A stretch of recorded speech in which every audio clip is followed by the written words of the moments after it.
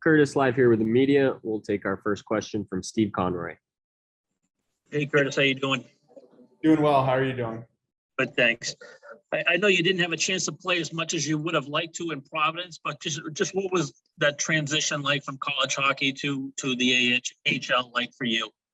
First of all, it was a great transition, and well, I wouldn't say great transition, but it's been a great experience.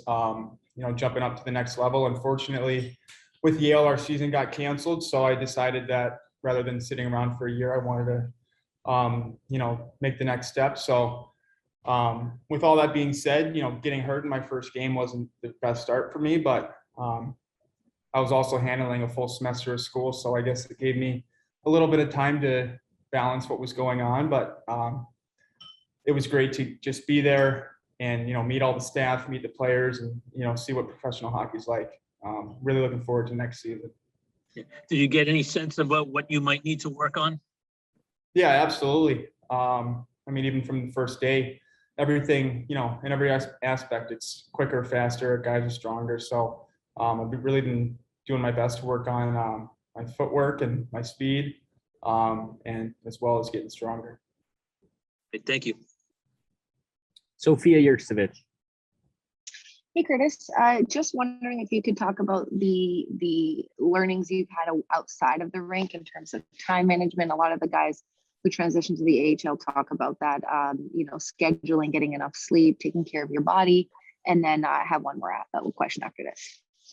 Yeah, personally, going from school to the AHL this season, it wasn't a whole lot different in terms of my time management, because like I just said, I was taking a full semester of classes. So I'd, go to the rink, practice in the morning, and go home and do class all day. So, those are my top two priorities. And then aside from that, making sure I'm getting enough sleep and, eating the right diet. And just two follow-ups actually. So what are you taking at school, or what were you studying? Oh, I'm majoring in political science. And so I was enrolled in 4 classes last semester, and I've got just about one more semester left to finish out my degree. And I'll be doing that through summer classes. I took 2 in the first half of this summer, and I'm in one right now. So just going to get it done over the next couple summers. Well, good stuff there. Best of luck with school. I know it's a lot to manage. And last one, totally not hockey related, but your flow, I have to address it. How long have you been growing your hair, and when was the last time you cut it? Oh gosh, the hair always comes up when I'm here in Boston, but yeah, I actually cut it in the beginning of summer. When I was in Providence, in March, it was probably the longest it's ever been, and I want to say I took maybe 4 inches off, but I think I need another cut soon. So trying to keep it shorter now. Well, you have better hair than me, so I had to ask. Good luck this week. Thanks. Thank you. Kevin DuPont. Curtis, just to touch on the school thing for a moment, I assume the classes you're taking are not brick and mortar. All this is online.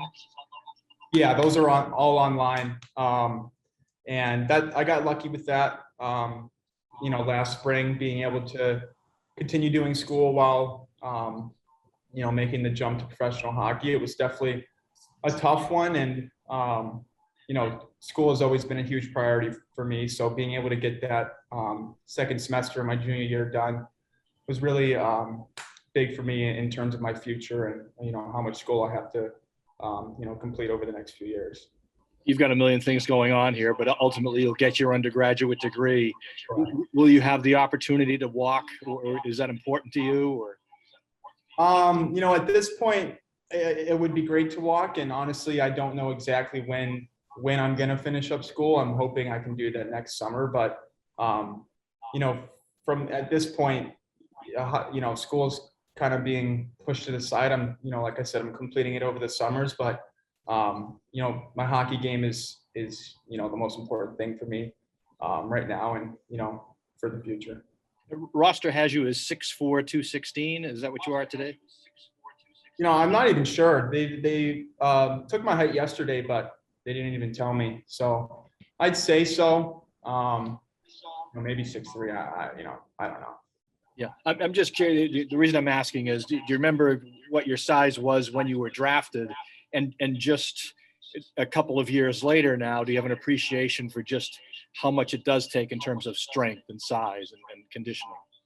Yeah, I definitely have an appreciation for it. And, I think I've grown, a little bit each year since the draft year. I want to say I was maybe 6'1" or 6'2" back then, but the big thing is the weight that I've put on. I think, when I was drafted, I was maybe 200 pounds. And, I've gained a good 15 pounds since then. So, I'm happy where I'm at. Great, thank you. Last one, Connor Ryan. Hey, Curtis. I was looking at a video from yesterday and saw that you guys had Brad Marchand in to speak with the group before camp opened. What was kind of the message he had for you guys, and what can younger players kind of learn from a guy like that in terms of his off-ice work and kind of just how he handles himself as a pro?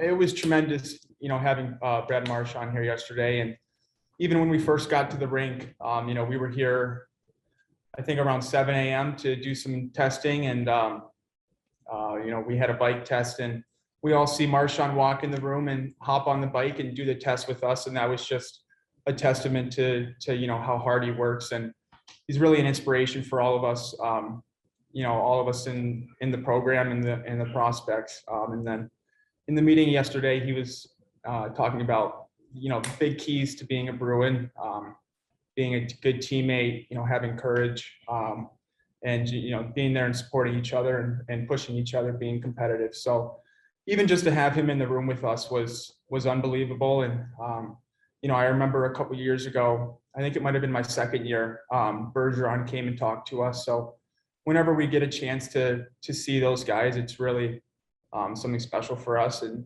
those are the guys we really look up to. So Thank you, Curtis. thank you, guys. You're all set, man. Thank you.